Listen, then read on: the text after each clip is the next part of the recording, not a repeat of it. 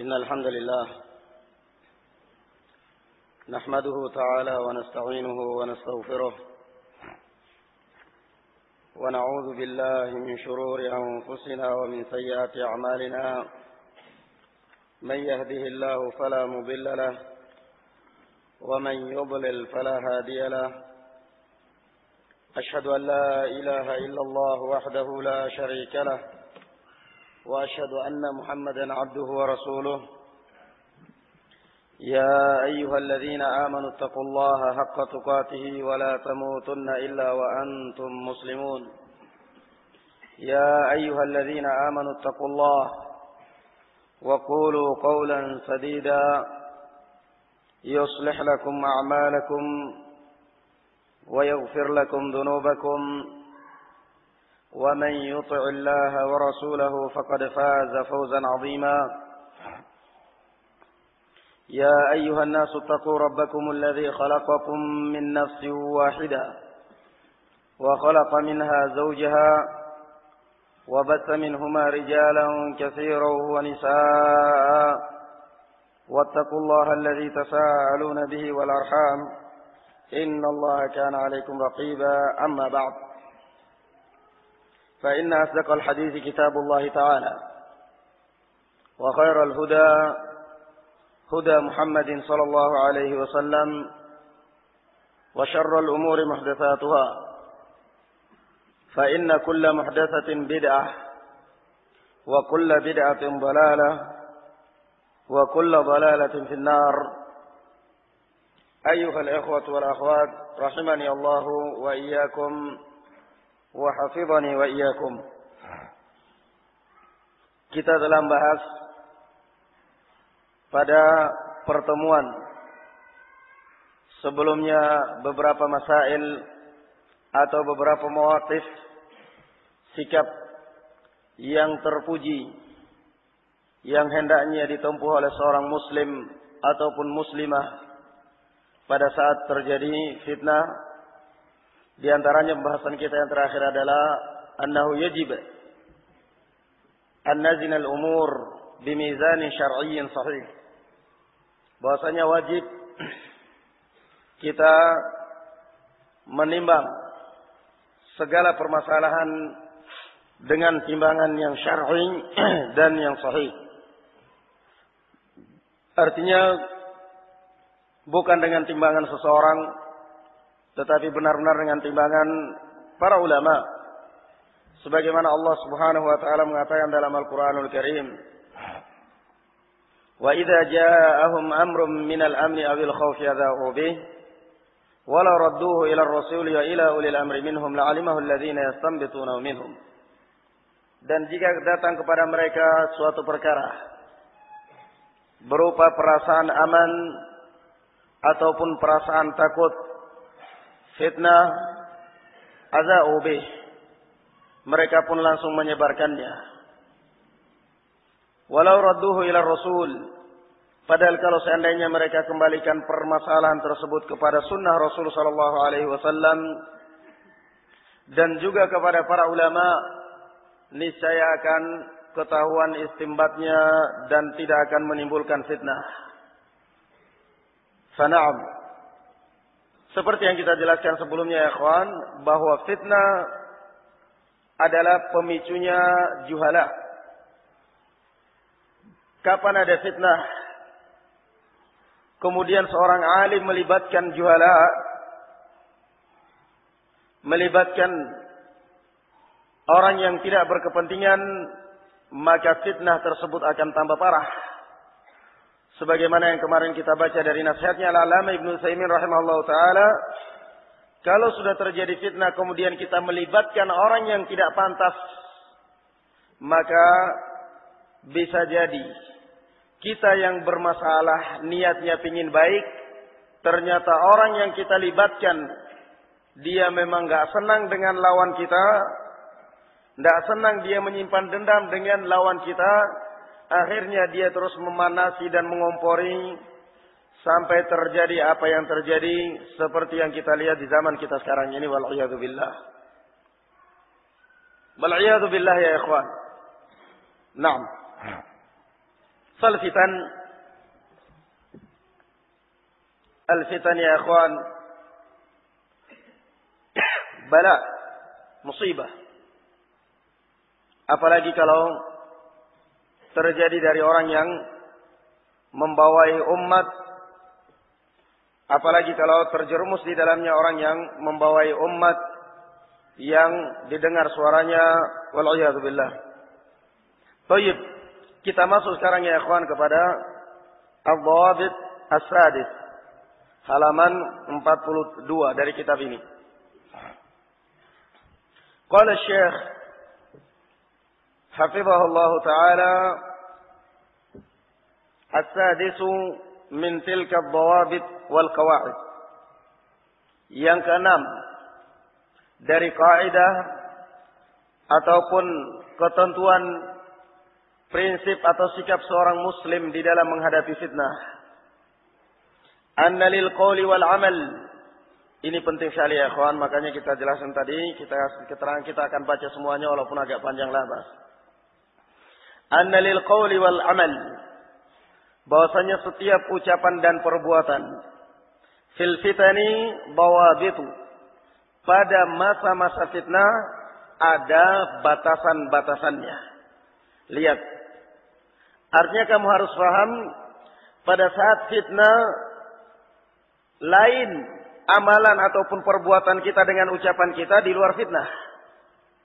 Berarti artinya kalau kita di dalam fitnah, ucapan kita harus lebih hati-hati. Karena lain di masa aman dan di masa fitnah. Kebalikan dari sebagian orang dan bahkan banyak yang seperti ini. Nggak ada fitnah, hati-hati.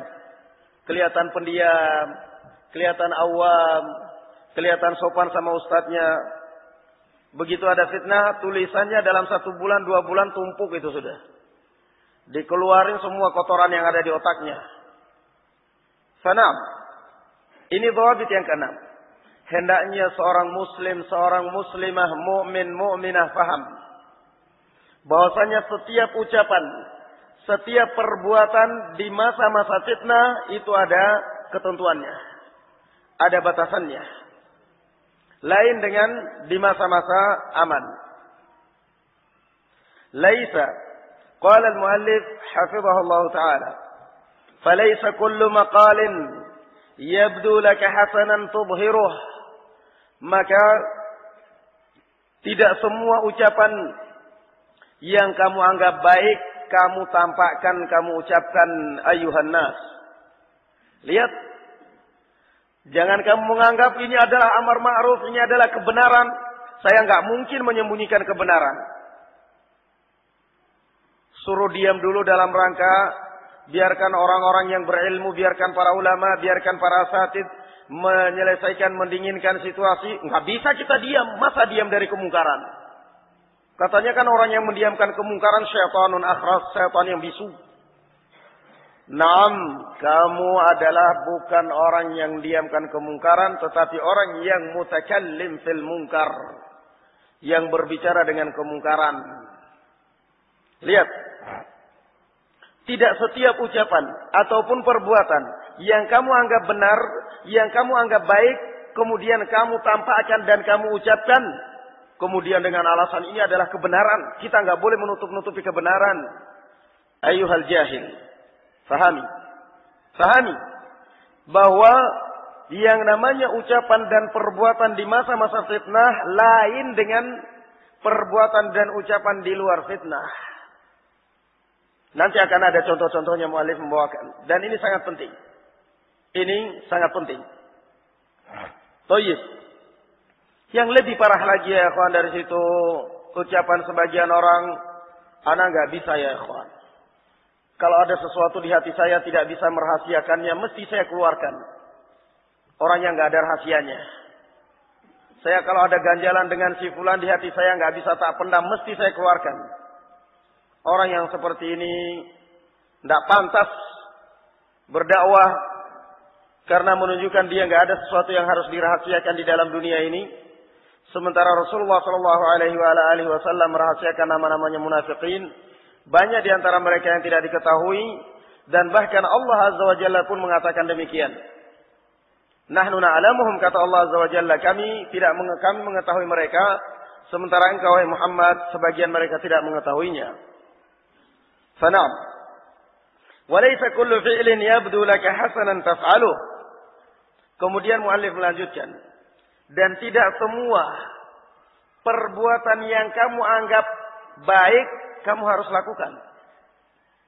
Tidak semua perbuatan yang kamu anggap baik, yang kamu anggap indah, yang kamu anggap sahih, yang kamu anggap syar'i, kemudian kamu lakukan di masa-masa fitnah.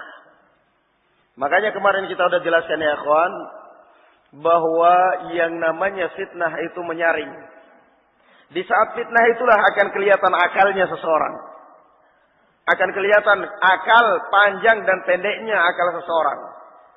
Ada yang akalnya panjang rambutnya, ada yang akalnya nempel di dengkul, ada yang tidak ada sama sekali. Sanam. Lianna al-fitnata qawluka fiha yatarattab alaihi asya. Wa lianna al-fitnata amaluka fiha yatarattab alaihi asya. Lihat.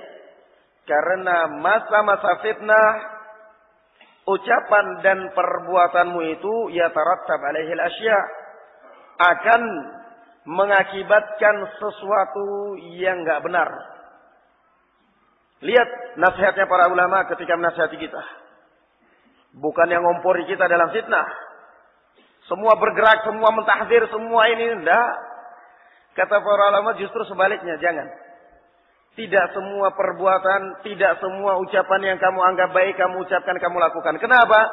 Karena ucapan dan perbuatan di masa-masa fitnah itu sangat gampang dipicu dan sangat gampang berakibat negatif. Karena memang di masa-masa itulah bergeraknya orang-orang, bergeraknya syaitan. Terus memprovokasi. Wala gharwa an sami'na Abu Hurairah radhiyallahu anhu yaqul. Sehingga tidak salah kata beliau. Kita mendengar Abu Hurairah radhiyallahu anhu, beliau berkata, "Hafidtu min Rasulillah sallallahu alaihi wasallam wi'ain." Saya menghafal dari Rasulullah sallallahu alaihi wasallam wi'ain. Dua wi'a. Wi'a itu tempat biasanya orang zaman dahulu kalau naik himar, di tempatnya di atas untuk tempat duduk, kemudian samping kiri kanan untuk bagasinya. Kiri ada, kanan ada, kemudian ditaruh di atas. Seperti sekarang ini yang biasa di motor juga biasa seperti itu. Kiri kanan ada bagasinya, kemudian ditaruh di atas joknya. Ini namanya wi'a. Kata Abu Hurairah, saya menghafal dua tas yang seperti ini besarnya. Amma ahaduhuma fabasastuhu. Adapun salah satu dari dua tas ini, dari dua tempat ini tadi, saya sudah sebarkan kepada umat. Artinya saya sudah menyampaikannya. Wa ammal akhar, adapun yang lainnya, falau basastuhu laqutiya hadzal hulqum. Adapun yang satunya, kalau saya menyampaikannya, niscaya ini akan dipotong, yakni lehernya. Rawahul Bukhari fi sahihihi. Diriwayatkan oleh Al-Imam Al-Bukhari di dalam sahihnya. Di sini apa berarti ya ikhwan? Abu Hurairah menyampaikan semua apa yang diketahui? Tidak sama sekali. Dalam rangka apa ini? Dalam rangka dar'an lil fitan. Dalam rangka menutup pintu fitnah. Kebanyakan kita justru sebaliknya ya ikhwan. Sebagian, bukan kebanyakan.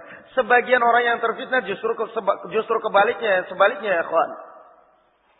Pada saat tidak ada fitnah, nggak ada fitnah, disimpan di hatinya itu kesalahan saudaranya. Kesalahan ustadznya. Begitu ada fitnah, ada yang ngompori, keluar semua apa yang ada di masjidnya ustadznya. Keluar semua dalam bentuk kertas. Ustadz ini, pondok ini ada yayasan, ada kotak infaknya, ada tasawulnya, ada pemilunya, ada. Semuanya habis. Terbalik dari apa yang dilakukan oleh Abu Hurairah. Abu Hurairah, di saat tidak ada fitnah, beliau menyampaikan ilmu yang didengar dari Rasulullah sallallahu alaihi wasallam. Begitu ada fitnah, yang dimaksud di sini adalah antara Ali bin Abi Thalib radhiyallahu anhu dengan Muawiyah bin Abi Sufyan, yakni Bani Umayyah. Begitu terjadi fitnah, beliau Abu Hurairah sangat hati-hati di dalam menyampaikan hadis. Sangat hati-hati.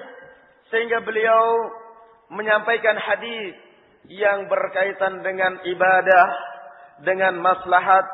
Tetapi kalau yang berkaitan dengan Bani Umayyah, yakni kabilah atau keturunannya Muawiyah bin Abi Sufyan, hadis-hadis yang khususnya menyangkut kepribadian atau menyangkut Bani Umayyah, beliau tutup, diam. Tutup. Tidak kemudian masuk kepada Ali bin Abi Thalib. Ali, memang benar, saya pernah mendengar Rasulullah ngomong begini. Tidak seperti itu. Diam, tidak mau memanaskan situasi. Bedakan antara sikapnya para salafus saleh dengan sikapnya sebagian orang yang mengaku para salafus saleh ini, pengikut salafus saleh tadi ini, yang mengatasnamakan dirinya ahlul hamqa. Bedakan itu. Bagaimana sikapnya Abu Hurairah? Pada saat terjadi fitnah, beliau kendor. Beliau mengundurkan diri dan sangat hati-hati pada saat mau menyampaikan ilmu. Pada saat mau menyampaikan ilmu, dipilah-pilih. Mana yang kira-kira bermanfaat kepada masyarakat, kepada umat disampaikan. Mana yang kira-kira menyinggung sebelah pihak. Dari pihak yang bertikai dalam hal ini adalah Amirul Mukminin Ali bin Abi Thalib radhiyallahu anhu dengan Muawiyah, beliau sembunyikan. Beliau tutupi. Karena ini bisa memicu fitnah. Ya subhanallah, zakatnya, cerdasnya mereka, para sahabat yang selama ini kita kagumi dan kita cintai mereka karena Allah Azza wa Jalla. Fana'am. Qala ahlul ilm. Berkata para ulama. Qaulu Abi Hurairah. Ucapan Abu Hurairah radhiyallahu anhu. Laqutiya hadzal hulqum, akan dipotong leher ini. Yani annahu katamal ahadith. yakni bahasanya beliau menyembunyikan hadis-hadis allati fil fitan, yang berkenaan dengan fitnah, wal ahadits allati fi Bani Umayyah, dan hadis-hadis yang menyangkut masalah Bani Umayyah. Ya subhanallah, semestinya kan terbalik kalau di zaman kita sekarang ini. Di zaman kita sekarang ini kapan ada fitnah berlomba-lomba cari muka. Kita lihat kenyataan sebagian teman-teman kita di luar negeri sekarang seperti itu. Kapan ada fitnah berlomba-lomba cari muka. Pokoknya walaupun dengan berita palsu, dengan berita dusta, yang penting pokoknya saya dikenal sama syekh. Yang penting pokoknya nama saya terrekomendasi. Bahwasanya saya telah diizinkan dan dibaca. Berlomba-lomba cari muka. Tapi Abu Hurairah radhiyallahu anhu enggak. Justru begitu melihat ada fitnah antara Ali bin Abi Thalib, perang saudara antara Ali bin Abi Thalib dengan Muawiyah bin Abi Sufyan, Abu Hurairah justru mengundurkan diri dan justru beliau memilih untuk tidak menyampaikan hadis-hadis yang berkenaan dengan Abu Umayyah. Kalau di zaman kita sekarang enggak, berlomba-lomba menjatuhkan temannya. Kapan ada fitnah, semua yang ada di hatinya selama ini, yang dianggap selama ini baik, dibongkar semua. Ini sebagai studi banding. Sebagai perbandingan bagaimana sikapnya Abu Hurairah dengan orang-orang yang mengaku kita harus mengikut salaf, kita harus mengikut salaf. Ternyata mereka adalah pemicu fitnah. Api fitnah wal'iyadu billah. Wahuwa tayyib. Wa nahu dhalika minal ahadith. Wahuwa qala hadzal kalam. Dan yang semisalnya berupa hadis-hadis. Ini namanya maslahat, mempertimbangkan maslahat dan mafsadah. Kira-kira ya ikhwan, kalau seandainya Abu Hurairah radhiyallahu anhu menyampaikan hadis-hadis yang berkenaan dengan Abu Umayyah, tentang Bani Umayyah, dalam posisi terjadi perang saudara antara Ali bin Abi Thalib dengan Muawiyah bin Abi Sufyan. Kira-kira kalau Abu Hurairah menyampaikan hadis-hadis yang seperti ini, yang senang kira-kira siapa ya ikhwan? Apakah yang senang Ali bin Abi Thalib? Apakah yang senang Muawiyah bin Abi Sufyan? Tidak. Yang senang siapa? Yang senang adalah pihak ketiga yang terus memicu dan memanas-manasi situasi. Yang senang adalah pihak ketiga yang terus mengadu. Orang akan mengatakan, tuh kan, apa kata Abu Hurairah? Bahwasanya Bani Umayyah begini-begini. Dan terus mempermasalahkannya. Ya subhanallah, lihat betapa nikmatnya kalau kita kembali kepada manhaj salaf. Pegangi kaidah ini ya kawan, supaya tidak gegabah di dalam fitnah. Thayyib. Wa huwa qala hadzal kalam, dan beliau Abu Hurairah mengucapkan kalimat ini, mengatakan perkataan seperti ini fi zaman Muawiyah radhiyallahu anhu. Di zaman Muawiyah radhiyallahu anhu, Muawiyah bin Abi Sufyan. Wa Muawiyah ijtama'a an-nasu alaihi ba'da furqatin wa qital. Sedangkan Muawiyah bin Abi Sufyan berkumpul kaum muslimin di bawah kekuasaannya setelah adanya perpecahan dan peperangan. Dinamakan dengan Amul Jamaah. Dinamakan dengan Amul Jamaah. Selama pemerintahan Ali bin Abi Thalib radhiyallahu anhu 6 tahun, terjadi perang saudara, dan ini adalah semua dengan takdir Allah Subhanahu wa taala. Antara pihaknya Ali bin Abi Thalib dari Irak, kemudian pihaknya Muawiyah bin Abi Sufyan dari Syam. 6 tahun kemudian Ali bin Abi Thalib meninggal, dan kemudian ahli Irak membaiat Al-Hasan ibn Ali ibn Abi Thalib radhiyallahu anhu sebagai pengganti Amirul Mukminin Ali bin Abi Thalib. Setelah ahli Irak membaiat Al-Hasan ibn Ali ibn Abi Thalib, mereka memaksa Al-Hasan ibn Ali ibn Abi Thalib untuk berangkat ke Syam untuk menggempur pasukan Muawiyah bin Abi Sufyan radhiyallahu anhu. Kemudian di tengah jalan beliau diingatkan oleh Abu Bakrah bahwasanya saya mendengar Rasulullah sallallahu alaihi wasallam bersabda, "Inna ibni hadza sayyid wa sayuslihu Allah baina fi'atayn 'azimatain ala yadayhi baina fi'atayn 'azimatain." Saya pernah mendengar Rasulullah sallallahu alaihi wasallam bersabda bahwa sesungguhnya anakku ini adalah seorang tuan, seorang pembesar, seorang tokoh yang akan memperbaiki hubungan antara dua kelompok muslim yang berperang, antara dua kelompok besar muslimin yang sedang perang saudara.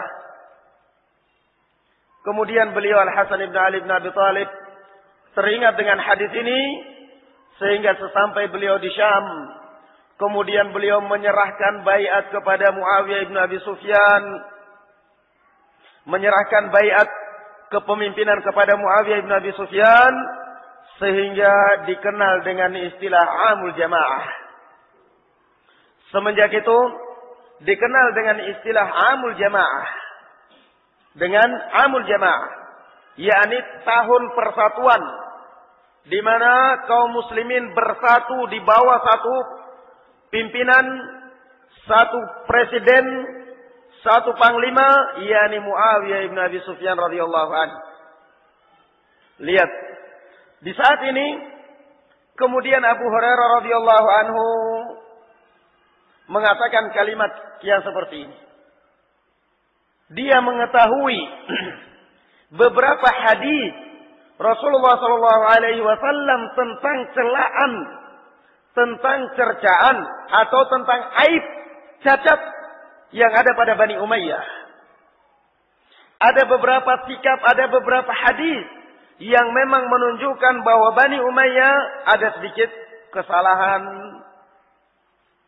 Tetapi lihat Abu Hurairah radhiyallahu anhu, begitu melihat kaum muslimin sudah bersatu di tangan Ali Muawiyah bin Abi Sufyan, mereka sudah akur, sudah bersatu, setelah Hasan ibn Ali ibn Abi Thalib turun dari baiatnya dan melepaskan baiatnya kepada Muawiyah ibn Abi Sufyan, melimpahkan jabatannya kepada Muawiyah ibn Abi Sufyan, dalam keadaan seperti ini Abu Hurairah pun mengatakan, saya menghafal 2 hadis, 2 wi'a, 2 tas keranjang dari hadis Rasulullah sallallahu alaihi wasallam, yang satunya sudah saya sampaikan, yang satunya tidak perlu. Karena beliau tidak mau memicu permasalahan. Karena beliau tidak mau membuka pintu fitnah. Kaum muslimin sudah bersatu, kemudian mau dipecah belah lagi. Ya subhanallah. Radhiyallahu anhu. Senang. Kagum kita dengan mauqif. Dengan sikap-sikap yang seperti ini yang dilakukan oleh Abu Hurairah radhiyallahu anhu. Kemudian kata muallif, ta'lamuna ma hasala fihi, kalian mengetahui kejadiannya, yakni kejadian perang yang tadi kita kisahkan.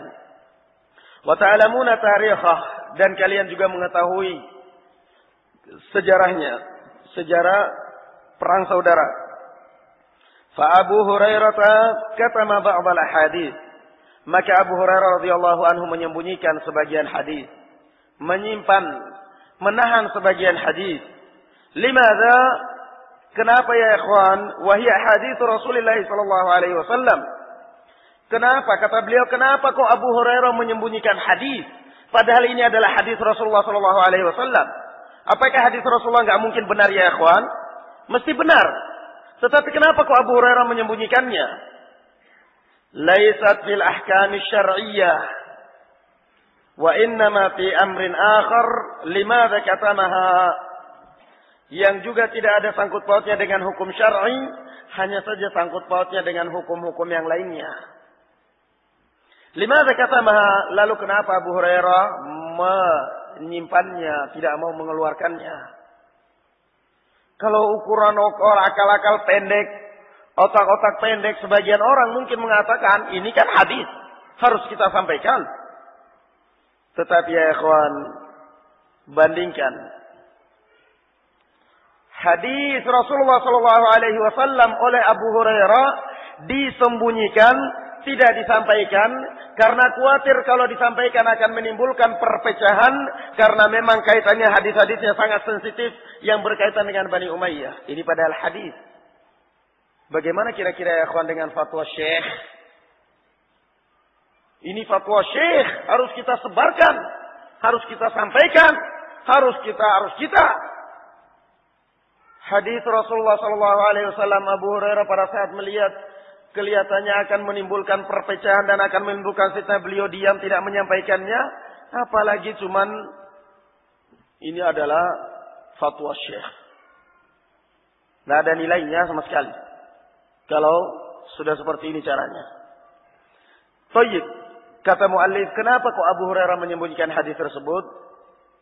Li'ajli an la yakuna hunaka fitnatun finnas, supaya tidak terjadi fitnah di umat. Dalam keadaan mereka bersatu di bawah kepemimpinan, di bawah kekuasaan Muawiyah bin Abi Sufyan. Kira-kira bagaimana kalau seandainya Abu Hurairah menyampaikan hadis-hadis yang menunjukkan aib terhadap Bani Umayyah, bakal menimbulkan fitnah. Ada yang ngeblok kepada Abu Hurairah, ada yang ngeblok kepada Muawiyah, dan akan timbul fitnah ya ikhwan. Ya subhanallah, inilah salaf kita. Inilah salaf kita ya ikhwan. Nah, inilah salaf kita. Salaf kita bukan orang yang paling semangat bergerak di dalam fitnah. Salaf kita bukan orang yang bukan pemicu fitnah. Bukan musuh para ulama. Ini salaf kita. Lihat bagaimana Abu Hurairah radhiyallahu anhu mengajarkan kepada kita. Qala walam yaqul, dan muallif dan Abu Hurairah sama sekali tidak pernah mengatakan inna qaulal hadits haqqun, sesungguhnya menyampaikan hadis itu benar. Tidak pernah Abu Hurairah mengatakan, ini hadis kok, yang namanya menyampaikan hadis benar mesti saya sampaikan. Tidak sama sekali. Beliau melihat maslahat dan mafsadah. Wa annahu la yajuzu an naktumal ilm Dan juga Abu Hurairah tidak pernah mengatakan kita enggak boleh menyembunyikan ilmu. Limadza? Lianna katmal ilmi fi hadzal waqt, karena menyembunyikan ilmu di masa atau di masa-masa yang seperti ini. Alladzi takallama fihi Abu Hurairah, yang di masa-masa yang Abu Hurairah mengeluarkan ucapan seperti ini, yakni dalam keadaan manusia bersatu di tangannya Muawiyah, la budda min, mesti. yakni mesti menyembunyikannya. Fana'am ya ikhwan. Ini hikmah. Ini hikmah. Jangan mengatakan masa kita berbicara menyampaikan hadis disalahkan. Masa kita menyebarkan fatwa syekh disalahkan. Masa kita menyebarkan ini kan fatwa syekh. Ini kan ada dalilnya semua dari Quran dan Sunnah. Tayyib. Memang itu fatwa syekh. Memang itu ada dalilnya dari Quran dan Sunnah. Tetapi apakah kamu nggak punya otak? Apakah kamu nggak punya mata? Melihat kemudian menimbang kemudian menerapkannya sesuai dengan kaidah, sesuai dengan pertanyaan, sesuai dengan kondisi dan sikon yang ada di Indonesia. Apakah kamu nggak punya otak? Dia mesti mengatakan punya otak. Lalu kemana otakmu? Memang ini adalah fatwa syekh, dalil Quran dan Sunnah. Thayyib. Setelah itu kita lihat layak apa enggak disebarkan di negeri kita ini. Yang kedua, kita lihat layak apa enggak disebarkan di semua kalangan. Layak apa enggak setiap ikhwan yang barusan ta'lim disebarkan fatwa-fatwa yang berkaitan dengan masalah-masalah ijtihadiyah, masalah khilafiyah. Kira-kira ini fatwa tepatnya disebarkan di mana? Disebarkan di kalangan para asatidzah yang bisa menimbang, yang bisa menilai, atau disebarkan di internet, di SMS atau apa, atau nggak punya akal. Kan mestinya seperti itu. Memang ini fatwa syekh, dalil Quran dan Sunnah, tetapi kamu punya akal ya, akhi. Kamu punya otak. Kamu punya akal, kamu punya otak. Orang belum paham apa itu yang namanya la ilaha illallah. Nggak paham tentang hukum menceraikan istrinya, ceraikan istrinya di jalan. Nontonnya porno, kaset-kaset porno. Sudah gitu Syekh Muhammad Al-Imam kitabnya penuh dengan kesesatan. Nggak tahu malu. Nggak punya kemaluan mungkin. Sananya ikhwan. Masalah talak. Masalah hukum talak. Masalah hukum-hukum menyaksikan video-video porno. Masalah tauhid. Masalah syirik. Masalah perdukunan. Umat masih sangat awam. Yang disebarkan di internet, yang disebarkan di malzama, yang disebarkan di internet, di SMS, yayasan. Subhanallah. Fana'am, bukan masalah ini fatwa syekh, bukan masalah ini, tetapi hendaknya tahu diri. Hendaknya tahu diri. Jangan malu-maluin. Jangan malu-maluin. Berbicara seenaknya sendiri. Ini kan fatwa syekh. Seakan-akan cuman dia aja yang kenal sama syekhnya. Fana'am ya ikhwan, hadza aib. Likai, kemudian kata beliau. Lihat ini kata muallif rahimahullah taala, menyembunyikan ilmu yang berkaitan dengan fitnah di masa-masa fitnah, amrun la budda minhu. Ini adalah perkara yang mesti. Perkara yang mesti. Dan rusak kita kalau kita berbicara semua apa yang kita ketahui. Likai la yatafarraqun nas, supaya manusia tidak terpecah. Supaya kaum muslimin tidak terpecah. Ba'da an yajtami'u fi 'amil jamaah. Setelah mereka bersatu di tahun jamaah. Yang dinamakan amul jamaah yang tadi sudah kita ceritakan. Yang diistilahkan dengan amul jamaah. Amul jamaah ala Muawiyah bin Abi Sufyan radhiyallahu an. Di tangannya Muawiyah bin Abi Sufyan radhiyallahu an. Naam. Wa yaqulu Ibnu Mas'ud fima rawahu Muslimun fi sahihihi. Dan berkata Imam Ibnu Mas'ud radhiyallahu an di dalam yang diriwayatkan oleh Imam Muslim di dalam sahihnya, ma anta bimuhadditsin qauman, tidaklah engkau berbicara kepada suatu kaum hadisan dengan suatu pembicaraan la tablughu uquluhum, yang belum sampai akal mereka ke sana, yang tidak bisa dipahami oleh mereka, illa kana li ba'dihim fitnatan, kecuali mesti akan menjadi fitnah. Mesti akan menjadi fitnah. Lihat, dan ini terjadi karena ditanamkan, hanya yang ditanamkan adalah masalah muassasah. Sampai sekarang apa ada alasan ya ikhwan mereka membenci kita? Tidak ada alasan sama sekali. Membenci saudara-saudaranya salafiyin, alasannya apa? Punya yayasan. Mereka berbuat syirik? Tidak. Mereka berbuat bid'ah? Tidak. Mereka menjatuhkan ulama? Justru sebaliknya. Mereka ghibah? Justru sebaliknya. Tetapi ya subhanallah, shadaqa Rasulullah, shadaqa Abdullah bin Mas'ud, tidaklah kamu berbicara kepada orang di luar kemampuan mereka, kecuali akan menjadi fitnah. Akhirnya yang lain terfitnah. Tidak tahu, yang tadinya akur, yang tadinya akrab, salaman, ketemu kalau salam, tiba-tiba lain sikapnya. Tiba-tiba berubah. Ya subhanallah. Fana'am. Qala al-muallif hafizahullah ta'ala, an-nas la yatasawwaruna kulla kalamin yaquluhu al-qa'il. Manusia tidak bisa memahami, la yatasawwarun, tidak bisa membayangkan atau memahami setiap ucapan yang diucapkan oleh seseorang. Fima yatahaddath bihi fi kulli amrin fil fitan, di dalam perkara yang dia bicarakan dalam masalah fitnah. Bisa jadi maksud kamu adalah baik. Maksud kamu adalah baik, ternyata orang lain memahaminya salah. Makanya berarti di sini kita harus lebih hati-hati lagi di masa-masa fitnah.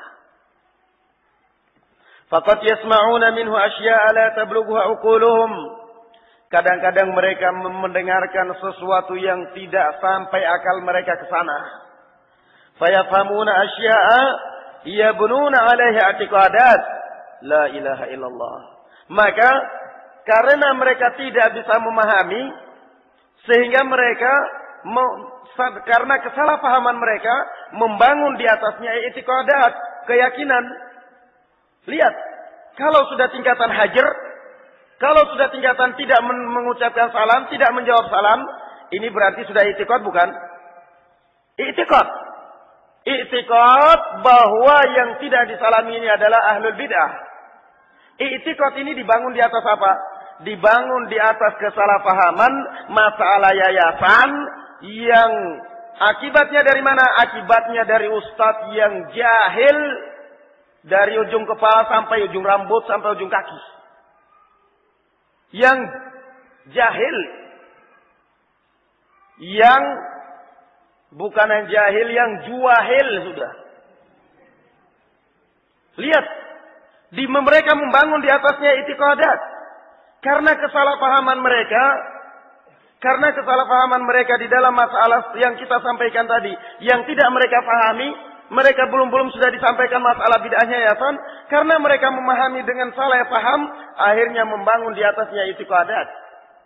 I'tiqad bahwa setiap yang punya yayasan adalah ahlul bid'ah, hizbi, la ilaha illallah.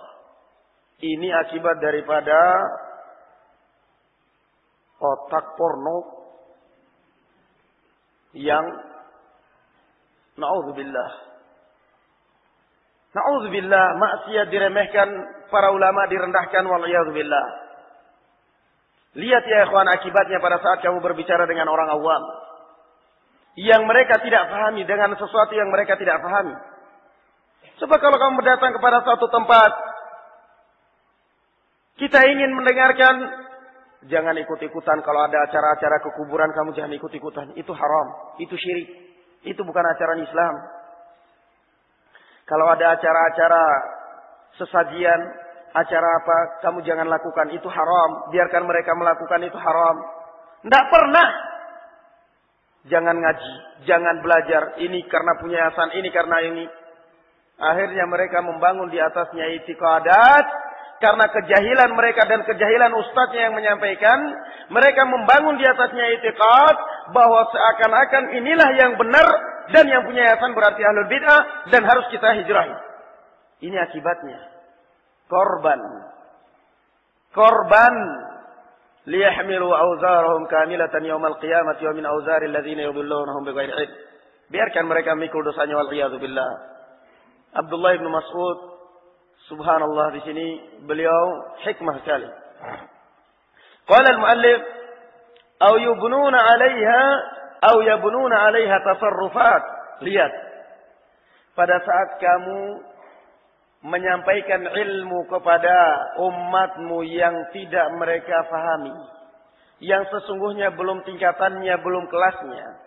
Bisa jadi mereka membangun di atasnya i'tiqadat, bisa jadi mereka membangun di atasnya tasarrufat, perbuatan-perbuatan mereka sendiri. Seenaknya sendiri, mereka akan memahami dengan sendiri-sendiri. Aw yabnuna 'alaiha ahwalan wa a'malan wa aqwalan la takunu 'aqibatuha hamidah, atau mereka membangun di atasnya keadaan ataupun amalan, perbuatan ataupun ucapan-ucapan yang tidak terpuji. Lihat. Padahal semula fatwa Syekh bahwasanya yayasan itu adalah bid'ah. Tidak ada fitnah, tidak ada contohnya dari zaman Rasulullah SAW. Demi Allah ya ikhwan, demi Allah saya bersumpah 3 kali. Saya enggak pernah mendengar syekh yang berfatwa bahwa yayasan itu adalah bid'ah. Saya tidak pernah mendengar dan juga semua teman-teman kita di sana enggak pernah berfatwa bahwa orang yang punya yayasan itu berarti ahlul bid'ah. Cuman karena lihat, fatwa pada saat disalah gunakan. Fatwa pada saat disalah fahami. Fatwa pada saat disalah fahami. Ya subhanallah, demikianlah pada saat menyampaikan fatwa, pada saat menyebarkan fatwa, tidak melihat kondisi. Ya subhanallah, kamu ini ibarat air yang ditumpahkan di keranjang, semuanya tembus, gak ada bekas sama sekali. Semuanya tembus, gak ada bekas sama sekali. Kalau filter kan masih mending. Filter kan masih mending. Air dimasukkan di filter itu, yang keluar apanya ya kawan? Yang keluar yang bersih. Kotorannya tersaring. Itu bagus. Ada fatwa, jadikan otakmu ini sebagai filter. Kamu filter dulu. Ini fatwa, pantasnya disebarluaskan di internet. Atau pantasnya kita perlu sebarkan secara pribadi. Atau perlu kita jelaskan secara gamblang atau bagaimana. Tetapi tidak. Karena memang dasarnya sudah mata keranjang. Otaknya pun otak keranjang. Tembus saja semua itu. Ada fatwa langsung plong sudah. Keluar semua. Fana'am ya ikhwan. Akhirnya apa? Ditambahi, dikurangi. Ini dan lain sebagainya. Dan wallah ya ikhwan,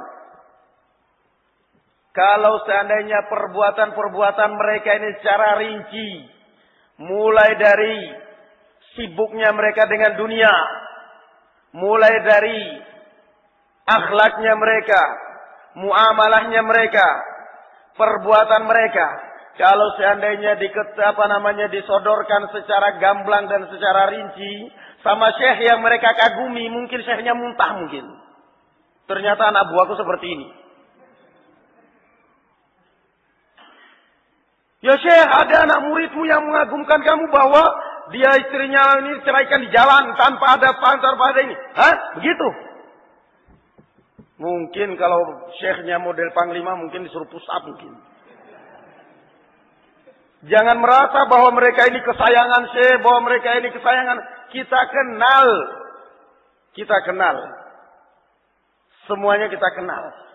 Kalau seandainya perbuatan-perbuatan mereka ini dilaporkan dan secara jujur. Nggak percaya antum lihat. Berapa teman-teman kita yang dari Yaman. Yang sewaktu di Yaman mereka menyanjung-janjung orang yang ada di sini apapun di Jawa atau di mana.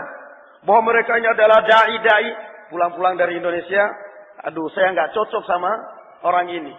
Lihat, baru sesama mereka aja udah nggak cocok. Jangan dikira kalau dipaparkan mereka ini adalah anak kesayangan, murid kesayangan. Murid kesayangan karena kamu di balik layar. Tetapi kalau ya Syekh, orang ini mengagungkan kamu, kerjaannya setiap hari kerja ya Syekh, kerja cari dunia. Ngajarnya kalau dipaksa aja, kalau disuruh aja. Ya Syekh, orang ini kerjaannya nonton film, nonton ini. Ya Syekh, kerjaannya ini. Digebuk mungkin sama Syekh itu. Demikian ya ikhwan. Jangan dikira bahwa mereka ini adalah kita ini Masya Allah bersama Syekh, bersama Syekh, bersama Syekh. Afwan. Afwan. Kita kenal. Siapa Syekh yang kalian kagumi? Walaupun juga mungkin ada beberapa kekeliruan dalam masalah fatwa, tetapi tidak sejauh seperti kalian. Sampai nekat, bahkan tidak pernah tersibukkan dengan dunia. Tidak pernah tersibukkan dengan dunia. Fanaam ya ikhwan. Amma di sini yang katanya mengagumi ya ikhwan, la haula wala quwata illa billah. Yang kita inginkan dari ucapan muallif, lihat di sini. Kadang-kadang kalau fatwa sudah di luar kadar kemampuan umat, mereka membangun di atasnya, menyimpulkan, memahami, menyikapi, bersikap. Ini bahayanya. Ini bahayanya ya ikhwan, melibatkan umat, melibatkan talabatul ilm pada saat ada fitnah. Qala al-muallif rahimahullah ta'ala, lihada kana as-salafu ya'maluna bidzalika katsiran. Oleh karena itu maka para salaf selalu beramal dengan cara yang seperti ini dalam kebanyakan keadaan mereka. Unzur ila al-Hasan al-Basri rahimahullahu ta'ala. Lihat kepada hamzahnya dihapus. Salah itu, ada hamzah di atas alif. Salah. Salah cetak. Kalau hamzah di atas alif mestinya fi'il mudhari. Anzur. Tetapi kalau fi'il amr tidak ada hamzah. Hamzahnya di situ salah. Unzur ila al-Hasan al-Basri rahimahullahu ta'ala. Haitsu ankara ala Anas bin Malik. Lihat kepada Al-Hasan Al-Basri. Tatkala beliau mengingkari Anas bin Malik, perbuatan Anas bin Malik radhiyallahu anhu. Al-Hasan Al-Basri tabi'i, mengingkari perbuatan Anas bin Malik radhiyallahu anhu, tetapi enggak kemudian mentahdir Anas bin Malik. Enggak kemudian mengatakan Anas bin Malik ini hizbi karena berfatwa begini, enggak. Mengingkari. Namanya ulama, enggak maksum, ada kesalahan dibenarkan. Anas bin Malik hina haddatsa al-Hajjaj. Pengingkaran Al-Hasan Al-Basri ini terhadap Anas bin Malik radhiyallahu anhu, tatkala Anas bin Malik menyampaikan hadis kepada Al-Hajjaj bin Yusuf bihaditsin atau bihadits qatlin Nabi sallallahu alaihi wasallam lil Uraniyyin. Tatkala Anas bin Malik radhiyallahu anhu menyampaikan hadis pembunuhan Rasulullah sallallahu alaihi wasallam terhadap Uraniyyin kepada Al-Hajjaj. Al-Hajjaj terkenal dia adalah orang yang zalim, syaffakan lid-dima. Orang yang paling gampang membunuh. Sampai-sampai dia mengatakan, wallahi, kalau seandainya saya berfatwa bahwasanya haram keluar dari pintu ini dan boleh keluar dari pintu sana, kemudian ada yang keluar dari pintu sini, maka berarti darahnya halal. Ini kezalimannya Al-Hajjaj. Al-Hajjaj bin Yusuf. Berapa para ulama yang dibunuh oleh Al-Hajjaj bin Yusuf?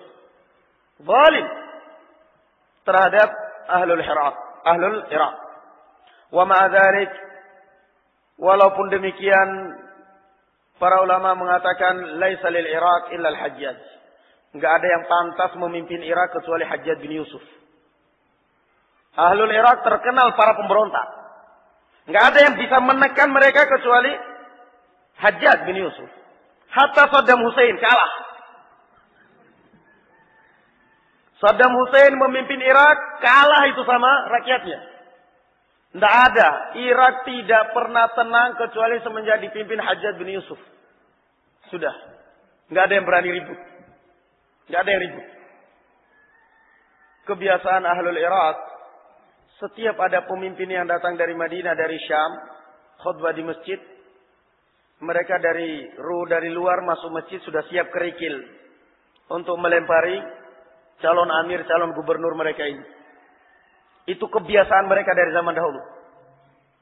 Suatu saat datang Al-Hajjaj bin Yusuf dari gubernur dari Marwan ibn al-Hakam. Datang. Kemudian mereka masuk masjid, sudah menyiapkan kerikil masing-masing. Dan Al-Hajjaj bin Yusuf berpidato. Ya ahlal Iraq. Ya ahlal nifaq. Wa masawi al-akhlaq. Ya ahlal khawanah. Inni qad ra'aitu ar-ru'us. Inni ra'aitu ar-ru'us qad ayna'at qitafuha wa ana sahibuha. Kemudian dia berpidato, wahai ahlul Iraq. Wahai para pengkhianat. Wahai orang-orang yang brengsek akhlaknya. Naam. Dan wahai ahlan nifaq, kaum munafikin. Rupanya diteror duluan sama Al-Hajjaj mental mereka dengan kalimat ini. Sesungguhnya saya melihat ada beberapa kepala yang sudah siap dipanen. Dan saya adalah petaninya. Dan kebiasaan para pemimpin sebelumku, kebiasaan para gubernur sebelumku, biasanya mendidik kalian dengan tongkat. Qadarullah, tadi malam tongkat saya hilang, yang ada adalah pedang ini. Maka tidak ada lagi yang untuk mendidik kalian kecuali ini. Pedang. Gemetaran semua, berjatuhan kerikil mereka di masjid. Berjatuhan kerikil mereka di dalam masjid itu. Nggak mikir lagi mau melemparinya. Wallahi kalau seandainya saya mengatakan haram keluar dari pintu sini, kemudian ada yang keluar, saya penggal lehernya. Darahnya halal. Itu Hajjaj. Safakan lidima. Tetapi aman Irak semenjak dipimpin oleh Hajjaj. Sehingga para ulama mengatakan nggak ada yang mampu memimpin Irak kecuali Hajjaj. Saddam Hussein diserahkan sama masyarakatnya, sama prajuritnya kepada Amerika Serikat. Negara biasanya kapan digempur sama lawan, pokoknya prajurit mati-matian, jangan sampai komandan, jangan sampai presiden kena. Kalaupun keamanan terancam, diungsikan, sembunyikan. Karena ini adalah kemuliaan kita. Tapi Irak enggak. Begitu terjadi perang, presidennya ditinggal ngungsi di kebun sendirian. Tapi Irak enggak. Begitu terjadi perang, prajuritnya lari semua masing-masing, presiden ditinggal sendirian. La ilaha illallah. Biasanya yang namanya negara, presiden adalah ujung tombak sudah pokoknya. Enggak boleh pokoknya. Enggak boleh disentuh. Tapi mereka enggak. Murah hati mereka. Menyerahkan Saddam Hussein kepada Amerika Serikat. Hajjaj bin Yusuf ya ikhwan, dalam keadaan zalim seperti ini, safakan lidima, gampang sekali menumpahkan darah. Qadarullah. Anas bin Malik radhiyallahu anhu menyampaikan kepada Hajjaj hadis bahwasanya Rasulullah sallallahu alaihi wasallam membunuh Oraniyin yang dimana mereka pada saat itu di Madinah, kemudian ijtawul Madinah. Mereka rupanya merasakan adanya perubahan cuaca di Madinah, sehingga di antara mereka ada yang sakit, di antara mereka ada yang terserang demam. Kemudian Rasulullah menyarankan mereka untuk masuk ke kandang onta sedekah, dan mereka meminum kencing dan susu onta. Ternyata setelah sembuh kurang ajar. Mereka setelah sembuh, onta-onta sedekah dicuri, dibawa pergi semuanya, penjaganya dibunuh. Kurang ajar. Begitu Rasulullah SAW mendengar perbuatan mereka seperti ini, beliau sallallahu alaihi wasallam memerintahkan beberapa orang para sahabat untuk menangkap mereka. Setelah mereka ditangkap, ada yang matanya dicongkel dengan besi panas. Ada yang dipotong kakinya. Ada yang dipotong tangannya. Ada yang pokoknya dipotong, dan ini adalah dalam rangka mengamalkan firman Allah Subhanahu wa taala, "Innama jazaa'ul ladzina yuharibuna Allah wa rasulah wa yas'auna fil ardi fasadan ay yuqattalu an yusallabu aw tuqatta'a aydihim wa arjuluhum min khilaf." Balasan orang-orang yang berbuat kerusakan di muka bumi ini adalah dibunuh atau disalib atau dipotong kaki dan tangannya secara bersilang. Dibunuh. Qadarullah. Anas bin Malik radhiyallahu anhu menyampaikan hadis ini kepada siapa tadi? Kepada Hajjaj. Penyampaian ini tepat atau tidak ya, kawan? Hah? Gawat. Artinya kalau tadi adalah Al-Hajjaj ibn Yusuf berbuat ini, dia merasa zalim, dia merasa salah. Begitu dia mendapatkan hadis dari Rasulullah SAW, bangga. Wah, ternyata aku benar. Makanya Al-Hasan Al-Basri mengingkari fiilnya Anas bin Malik radhiyallahu anhu. Ini yang dimaksud oleh muallif di sini. Qala li Anas wa ankara alaih. Al-Hasan Al-Basri mengucapkan kepada Anas bin Malik dan mengingkarinya. Lima tuhadditsul Hajjaj bihadzal hadis? Kenapa engkau menyampaikan hadis ini kepada Al-Hajjaj? Qala lahu li anna Al-Hajjaj 'asat ad-dima'. Dan juga Al-Hasan Al-Basri mengatakan Al-Hajjaj ibn Yusuf ini adalah orang yang pembunuh berdarah dingin. Wa sayakhudhu hadzal hadis yata'awwalu bihi sani'ah. Dan dia akan berpegangan dengan hadis ini untuk mentakwil kebenaran perbuatannya di dalam menumpahkan darah kaum muslimin. Tayyib. Fakana wajiban an yuktama hadzal hadis wa hadzal ilm anil Hajjaj. Maka semestinya yang wajib adalah hadis-hadis yang seperti ini tidak disampaikan kepada Al-Hajjaj ibn Yusuf, likai la yakunu fi fahmihi wa aqlihi alladhi laysa ala sawa wa laysa ala sihha, supaya tidak ada di pemahaman dia atau di akalnya yang laysa ala sawa wa laysa ala sahih, yang tidak lurus dan tidak benar ini, anna hadzal hadits yu'ayyidu, supaya tidak ada di pikiran dia bahwa ternyata hadis ini mendukung saya. Maka yang wajib adalah disembunyikan. Au anna hadzal hadits dalilun ma', atau dia bisa berpemahaman bahwa hadis ini adalah dalil untuk saya.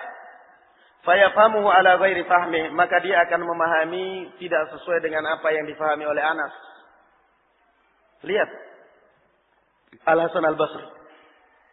Anas bin Malik radhiyallahu anhu jelas artinya kalau kasusnya, kejadiannya seperti yang terjadi pada Uraniyin, boleh diperlakukan seperti yang diperbuat oleh Rasulullah SAW. Tetapi Hajjaj memahami lain dengan pemahaman siapa? Anas bin Malik. Pokoknya dia berpegang dengan hadis ini, siapa yang menyelisih perintah saya bunuh dengan cara pembunuhan seperti ini. Itu pemahaman Hajjaj. Berarti mana yang lebih umum ya, kawan? Yang lebih umum pemahaman Anas bin Malik atau Hajjaj? Yang lebih umum pemahaman Hajjaj dan lebih bahaya. Sehingga Al-Hasan Al-Basri mengingkari Anas bin Malik radhiyallahu anhu terhadap perbuatan tersebut. Fal-Hasan rahimahullahu ankara ala Anas radhiyallahu anhu. Maka Al-Hasan Al-Basri mengingkari perbuatan yang dilakukan oleh Anas bin Malik radhiyallahu anhu ini. Wa huwa sahabiyyu at-tahditsahu, dalam posisi Anas bin Malik adalah sahabat, tetapi Al-Hasan Al-Basri mengingkari penyampaian beliau terhadap hadis terhadap Al-Hajjaj hadis ini tadi. Wa nadima Anas radhiyallahu anhu ba'da dzalika ala tahditsi Al-Hajjaj bi haditsil Uraniyin. Dan Anas bin Malik pun pada akhirnya menyesal. Anas bin Malik radhiyallahu anhu menyesali perbuatannya. Kenapa kok menyampaikan hadis ini kepada Hajjaj bin Yusuf? Anas bin Malik hizbi ya ikhwan. Kalau mungkin zaman kita sekarang ini masih aja dicurigai rujuknya Anas karena belum minta maaf sama Al-Hasan Al-Basri. Fana'am ya ikhwan, subhanallah. Lihat bagaimana lembutnya hatinya para ulama. Anas bin Malik setelah diingatkan oleh Al-Hasan Al-Basri menyesali. Nadimah. Beliau menyesali perbuatannya. Kenapa beliau menyampaikan hadis-hadis seperti ini kepada Hajjaj ibn Yusuf. Kemudian yang kedua lagi. Yang ketiga. Ini contoh yang kedua. Wa Hudzaifah qabla Abi Hurairah. Dan juga Hudzaifah ibn al-Yaman. Beliau sebelum Abu Hurairah. Lebih duluan masanya daripada Abu Hurairah. Kata ahadits min ahaditsil fitan. Beliau menyembunyikan beberapa hadis yang berkaitan dengan fitnah. Li'annahu ra'a anna an-nas la yahtajunaha. Karena beliau berpendapat dan melihat bahwa sungguhnya manusia tidak membutuhkannya. Apa yang dibutuhkan oleh manusia? Apa yang dibutuhkan umat kita sekarang ini? Yang dibutuhkan umat kita sekarang ini fulan hizbi atau apa atau ini. Kita bukan berbicara masalah hizbi ini yang benar, artinya Ahlus Sunnah ini dihizbikan, ini dihizbikan. Nggak paham hizbi itu aja nggak paham. Yang dibutuhkan oleh umat kita sekarang adalah kita sampaikan kepada mereka bahwa dunia ini adalah mataul ghurur. Kita ingatkan mereka tentang kematian, tentang tanggung jawab mereka setelah meninggal. Yang dibutuhkan oleh umat kita sekarang adalah tauhid. Yang dibutuhkan oleh umat kita sekarang adalah pemahaman Islam dengan cara yang benar. Ini yang dibutuhkan. Bukan yang dibutuhkan hujatan terus siang dan malam. Fana'am. Fahadha huwa ya ikhwan. Wal Imam Ahmad kariha at-tahadduth aidan kariha aidan at-tahadduth bil ahadits allati fiha al-khuruj ala sultan. Dan Imam Ahmad rahimahullahu taala juga membenci, tidak senang untuk menyampaikan hadis-hadis atau menukil hadis-hadis yang membolehkan keluar atau memberontak kepada pemimpin, yakni kalau pemimpin yang idza ra'au kufran bawahan, kalau melihat kekafiran yang jelas, bukan berarti seperti yang difahami oleh kebanyakan orang sekarang ini. Wa amara an tushqaba min musnadih, dan beliau memerintahkan untuk dihapus dari musnadnya. Li'annahu qala la khaira fil fitnah. Karena beliau mengatakan tidak ada baiknya yang namanya fitnah. Wala khaira fil khuruj, dan tidak ada baiknya di dalam masalah khuruj, yakni khuruj, yakni memberontak kepada pemerintah. Yakni maksudnya walaupun pemerintah itu kafir, kalau yang namanya memberontak tetap ada yang enggak ada baiknya. Tetap akan terjadi pertumpahan darah. Tetap akan terjadi pertumpahan darah. Sana'am. Wa Abu Yusuf kariha tahaddutsa bi ahaditsil gharaib. Kemudian beliau juga mengatakan demikian juga Imam Abu Yusuf. Membenci dan tidak senang menyampaikan untuk meriwayatkan hadis-hadis yang al-gharib. Yang dari sisi makna maupun dari sisi sanad gharib. Yang kelihatannya membuat sensasi baru. Tetapi justru ini yang dibawa, yang diinginkan, yang dicari-cari oleh sahibul fitan. Sesuatu yang aneh-aneh dibawa.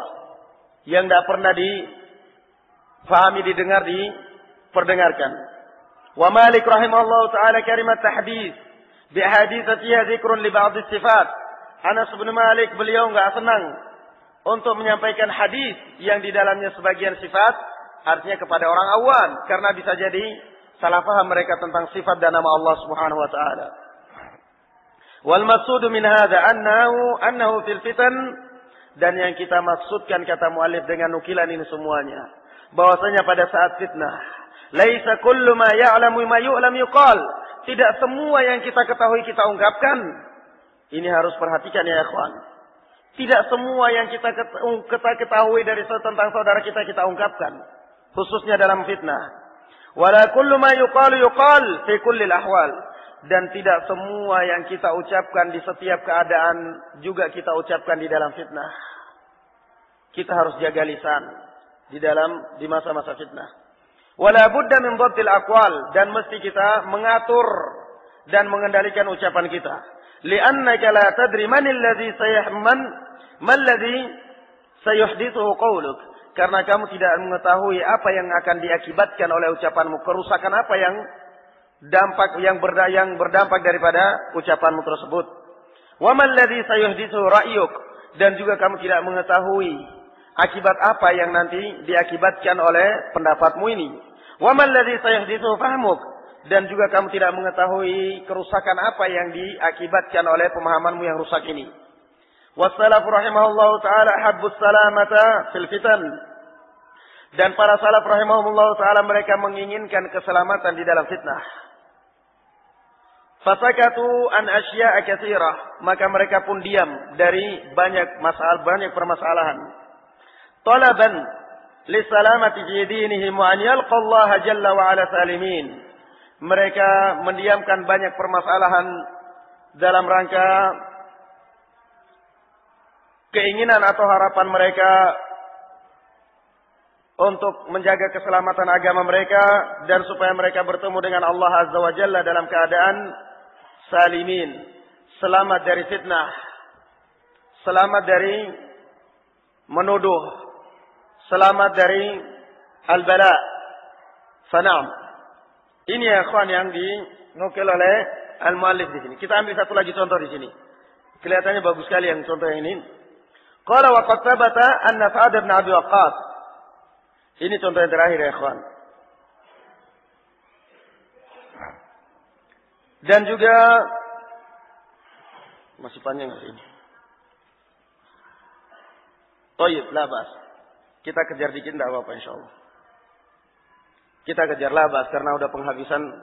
Karena memang bagus sekali ya ikhwan. Masalah yang terakhir ini subhanallah. Pelajaran bagi kita. Wa qad thabata anna Sa'ad bin Abi Waqqas, kita kejar aja insyaallah. Dan sudah ada riwayatnya bahwasanya Sa'ad bin Abi Waqqas radhiyallahu anhu qala li ibnihi, berkata kepada anaknya, hina haddatsa fil qiyam bi ba'd al-amri fil fitan, tatkala beliau menyampaikan hadis tentang masalah al-qiyam di dalam masalah urusan fitnah, yakni maksudnya di dalam masalah keterlibatan di dalam fitnah. Qala li ibni, Sa'ad bin Abi Waqqas berkata kepada anaknya, ya hadza, wahai anakku, aturidu an takuna ra'san fil fitnah? Apakah kamu mau menjadi pemimpin dalam fitnah? Sebagian orang berlomba-lomba jadi pemimpin fitnah. Walaupun gak ada pengikutnya. La wallah. Kata Sa'ad bin Abi Waqqas, enggak. Kamu enggak boleh jadi pemimpin fitnah. Yani kamu sekarang ingin berbicara masalah fitnah supaya kamu ditokohkan dalam fitnah? Lagi-lagi ustaz, lagi-lagi syekh, lagi-lagi ustaz? Enggak. Kata ayahnya enggak. Fanaha Sa'ad ibn Abi Waqqas ibnahu. Sa'ad ibn Abi Waqqas pun melarang anaknya. An ayyakuna Sa'adun, jangan sampai anaknya yang bernama Sa'ad ini, atau an yakuna ibnah, atau anaknya pun ra'san fil fitnah, menjadi ketua di dalam fitnah. Walau bimaqalin aw bifi'al, walaupun dengan satu ucapan atau satu perbuatan. Walau ra'aha hasanatan sha'ibah, walaupun anaknya berpendapat bahwa ini adalah ucapan dan perbuatan yang benar dan kuat. Fa innahu la ya'man an takuna aqibatuha ghairu hamidah, karena tidak menutup kemungkinan akibatnya pun akan tidak terpuji. Akibatnya pun tercela walaupun dia memandangnya baik. Wan nasu la budda an yazinul umura bimizanin syar'iyyin sahih, dan manusia harus menimbang segala sesuatu dengan timbangan syariat yang sahih. Hatta yaslamu wa hatta yaqa'u bil khata', la yaqa'u bil khata', supaya mereka selamat lisannya, perbuatannya, dan supaya mereka tidak terjerumus dalam kesalahan. Summa inna lil a'mali wal af'al, kemudian sesungguhnya setiap amalan dan setiap perbuatan, wal tasarrufat, dan setiap tasarrufat kita ini, setiap perbuatan kita, bawabit, ada kaidahnya, ada batasannya. La budda min riayatiha, yang mesti kita jaga. Falaysa kullu fi'lin yuhmad fi hal yuhmad fil fitnah. Lihat kaidah lagi ini. Tidak semua perbuatan yang terpuji yang kamu lakukan itu terpuji dalam fitnah. Lihat. Tidak semua perbuatan yang kamu lakukan dan itu adalah perbuatan terpuji, berarti juga terpuji kalau kamu lakukan dalam fitnah. Belum tentu. Belum tentu perbuatan yang baik yang terpuji pada saat kamu lakukan di masa-masa fitnah juga akan terpuji. Belum tentu. Ya subhanallah. Makanya ada ambisi untuk menyelesaikan masalah ini ya ikhwan, biar sedikit sabar dulu ya ikhwan, insyaallah. Kita akan selesaikan bab ini bagus sekali. idza kana yuhmad fil fitnati idza kana sayufhamu minhu ghairul fahmi alladhi yuradu an yufham min. Kalau ternyata perbuatanmu itu akhirnya mengakibatkan ada orang yang salah faham lain dengan apa yang kamu fahami. Naam. Lain dengan apa yang kamu fahami. Fan-Nabi sallallahu alaihi wasallam kama rawal Bukhari. An-Nabi sallallahu alaihi wasallam sebagaimana yang diriwayatkan oleh Imam Al-Bukhari. Fi sahih di dalam sahihnya qala li Aisyah, beliau mengatakan kepada Aisyah, "Laula hadatsanu qaumika bil kufr." Kalau seandainya kaummu ini bukan baru meninggalkan kekufuran, la hadamtul Ka'bah wa la banaitu ala qawaid Ibrahim.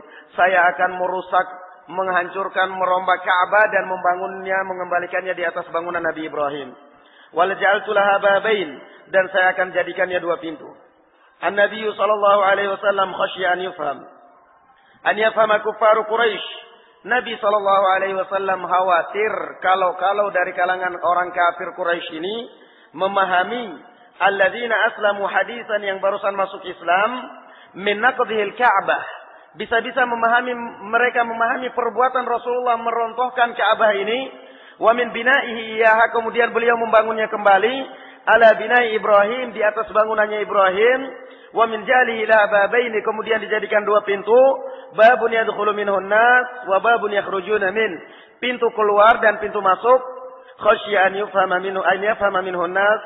Beliau khawatir jangan sampai manusia memahami ghaira sa'ibin, fahaman ghaira sa'ibin, dengan pemahaman yang tidak benar. Wa an yafamu annahu yuridul fakhr, dan mereka bisa-bisa memahami bahwa Muhammad ini dasarnya ingin kebanggaan aja, ingin supaya dikatakan bahwa Ka'bah ini yang bangun Muhammad. Au annahu yuridu tasfiya dinihim dina Ibrahim, atau bisa mereka salah paham, mereka memahami bahwa Muhammad ini menganggap agama yang kita ikuti, yakni agama Ibrahim ini agama bodoh. Kita ini enggak pintar, berarti menganggap kita ini orang bodoh. Au nahwi dzalik, atau yang semisalnya. Fataraka hadzal fi'l, maka beliau pun meninggalkannya. Maksud daripada ucapan muallif ini ya ikhwan, Rasulullah SAW ingin merubah Ka'bah. Karena memang bangunan Ka'bah waktu itu dibangun oleh Quraisy tidak sesuai dengan bangunannya Nabi Ibrahim. Sehingga Rasulullah ingin merubah Ka'bah, mau dijadikan dua pintu. Pintu masuk satu, pintu keluar satu. Mau dikembalikan kepada bangunannya Nabi Ibrahim. Apa yang dikhawatirkan oleh Rasulullah, sehingga Rasulullah tidak melakukannya sampai sekarang pun seperti itu. Yang dikhawatirkan oleh Rasulullah SAW adalah kalau orang Quraisy yang barusan masuk Islam atau yang barusan jinak hatinya dengan Islam, mereka memahami bahwa ini orang memang dasarnya cari nama aja. Maksudnya biar dipuji apa? Karena aku yang bangun Ka'bah, bukan Quraisy. Mereka bisa memahami seperti itu. Ini orang ternyata memang cari nama aja, supaya dia yang disebut bahwa memang dia yang bangun Ka'bah, bukan kita. Ini kemungkinan yang pertama. Kemungkinan yang kedua, mereka akan memahami kalau Muhammad merubah Ka'bah, kemudian mengembalikannya kepada bangunan Nabi Ibrahim, berarti secara tidak langsung kita ini dituduh orang bodoh sama Muhammad. Provokator akan muncul lagi nih. Sehingga Rasulullah membiarkan Ka'bah. Ini semua ya ikhwan dalam rangka dar'an lil fitnah. Ini semua dalam rangka membendung fitnah. Bukan berarti setiap kebenaran, setiap ucapan yang benar kita ucapkan, khususnya dalam masalah fitnah. Walihada bawwab al-Bukhari rahimahullah ta'ala baban aziman. Oleh karena itu al-Imam al-Bukhari membuat bab tentang masalah dengan bab yang mulia. Istadalla alaihi bihadzal hadis, kemudian berdalil dengan hadis ini. Madza qal, apa yang diucapkan oleh beliau? Babu man tarakal ikhtiyara makhafatan an yuqassira an-nas an fahmihi fayaqau fi ashadd minhu. Bab bolehnya meninggalkan ikhtiar, yakni ijtihad di dalam suatu masalah karena khawatir orang akan salah paham, karena kurangnya pemahaman mereka atau lemahnya pemahaman mereka, sehingga mereka bisa jadi terjerumus dalam perbuatan yang lebih rusak. Thayyib. Wa inda dzalika na'lamu annahu la budda min al-fahm. Dan di sini kita tahu bahwa mesti yang namanya pemahaman mesti ada ya ikhwan. Fasur'at wa ta'ajjul, maka tergesa-gesa dan keburu. Umurun ghairu mahmudah, ini adalah perkara yang tidak terpuji. Famanil ladzi yulzimuka bi an tatakallama fi kulli majlis. Ya subhanallah muallif. Ya akhi, kata beliau, siapa yang mengharuskan kamu menyebarkan fitnah? Siapa yang mengharuskan kamu untuk berbicara setiap majlis? Au an tatakallama fi kulli mujtama'in bima tarahu haqqan fil fitan. Atau siapa pula yang mengharuskan kamu untuk menyampaikan, untuk berbicara setiap majelis, setiap perkumpulan yang kamu anggap benar di dalam masalah fitnah? Siapa yang memaksa kamu, yang mengharuskan kamu? Harus semua orang memahami bahwa yayasan itu bid'ah. Siapa yang mengharuskan? Seakan-akan diburu. Kalau enggak diakui sebagai alumnus Darul Hadis. Seakan-akan seperti itu. Nanti enggak diakui. Dan memang kenyataannya seperti itu. Berlomba-lomba supaya diakui. Fana'am.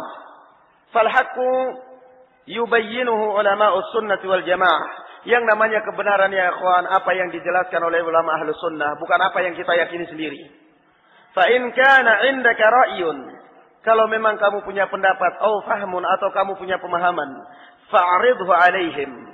Coba sodorkan pendapatmu ini, sodorkan pemahamanmu ini kepada ahlu sunnati wal jamaah. Kalau kamu jauh dari ulama, sodorkan pendapatmu dan pemahamanmu ini kepada kitabnya Ahlus Sunnah wal Jamaah sesuai atau tidak. Sodorkan pemahamanmu dengan kitab ini saja sudah. Nggak usah kitab yang lain. Ini saya akan bertentangan. Fa in qabilu fadzak. Kalau mereka menerima, maka itulah yang benar. Wa illa faqad bari'at zimmatuka. Tetapi kalau memang tidak sesuai, maka sungguh tuh kamu telah lepas tanggung jawabmu min itla'i amatil muslimin ala ra'yik, daripada kamu mempertontonkan kepada kaum muslimin semuanya pendapatmu yang busuk, yang rusak itu. Fanam ya ikhwan. Ini nasihat yang mu'alif yang beliau tentang masalah adamus sur'ati wa ta'ajjul, jangan tergesa-gesa. Kita sendiri sudah melihat akibat beberapa teman-teman kita yang terlalu tergesa-gesa belajar. Barusan 2 tahun, barusan 1 tahun setengah, sudah dibisikkan syaitan karena kecerdasannya, kuatan hafalannya. Oh, rasanya aku udah pantas untuk jadi ustadz di Indonesia. Akhirnya pulang. Sampai di Indonesia bukan jadi ustadz, tapi jadi isi tas. Seperti itu. Yang pertama berdakwah semarak di masjid, dari masjid ke masjid, dari rumah ke rumah, dari masjid diundang ini daurah-daurah ke sana daurah. Lama-lama bukannya semakin menyebar, semakin menyempit, semakin menyempit, semakin lama-lama masuk gudang. Expire sudah. Fanam ya ikhwan, hadza huwa adamu ta'ajjul, jangan tergesa-gesa. Jangan tergesa-gesa karena ini adalah babul fitan. Fanam. Masih ada dhawabit yang ketujuh, insyaallah antum membaca sendiri yang punya kitabnya. Yang ketujuh ini juga ya kan sangat penting sebenarnya, masalah al-waqi', fahmul waqi'. Pentingnya untuk mempelajari sikon dan keadaan mana saya harus berbicara, dan dalam kondisi apa saya harus berbicara, kemudian sama siapa saya harus berbicara, apa yang harus saya bicarakan pada saat bersama orang ini, apa yang harus saya bicarakan pada saat saya duduk bersama majelis. Saya duduk bersama para asatid, ya wajar kalau saya berbicara yang masalah-masalah fitnah karena bisa mereka mengimbangi. Saya duduk dengan awam, gak ada gunanya. Saya sampaikan kepada hadza. Ini al-dhawabit yang ketujuh, cuman karena agak panjang. Sehingga insyaallah kita cukupkan sampai di sini aja dulu penjelasan bahasan kitab ini. Walhamdulillahirabbil alamin. Wa sallallahu ala nabiyyina Muhammad وعلى آل محمد وسبحانك اللهم وبحمدك لا إله إلا أنت أستغفرك وأتوب إليك والسلام عليكم ورحمة الله وبركاته.